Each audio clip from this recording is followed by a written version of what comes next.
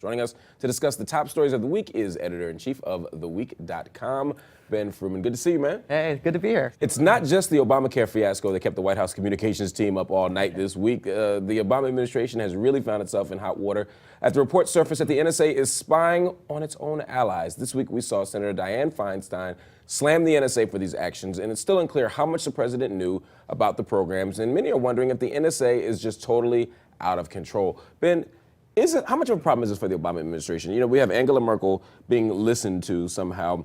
We see the entire country of Spain up in arms about potential spying. And we have Democratic allies saying, look, we've gone too far. In the midst of that, does Obama look like he has no handle on the NSA?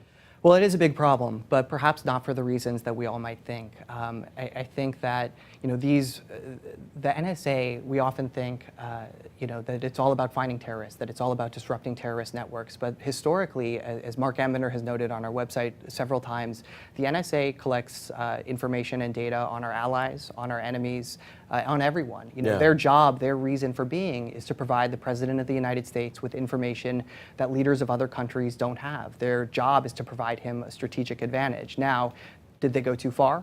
Did they not assess the risk properly? Too far in what area? The Merkel part? Or? Yeah, in bugging foreign leaders. I mean, they were listening to her phone calls since, I believe, 2002, several years before she became chancellor. Because she was part of the opposition party in France with regard to Iraq. She was anti-war, rather. They were pro-war at the time. In Germany, correct, yeah. And, you know, I think that, you know, this may have made sense at the time, or at a time, it may have made sense at a time to, to listen to the phone calls, the private phone calls of our allies.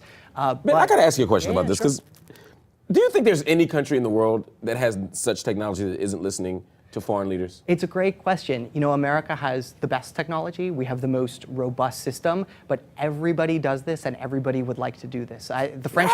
The French foreign minister conceded as much, essentially saying everybody is listening to everyone else. They are simply just envious that the United States can do it better. Exactly. That's why it feels like a lot of feigned indignation right now. I'm like, look, I totally get the critique of the NSA not spying on us, but that's kind of the point of an NSA, is to be listening to other people. Absolutely. That is, it's not a sort of morally ambiguous role. It is their role to spy on the world. They're spies.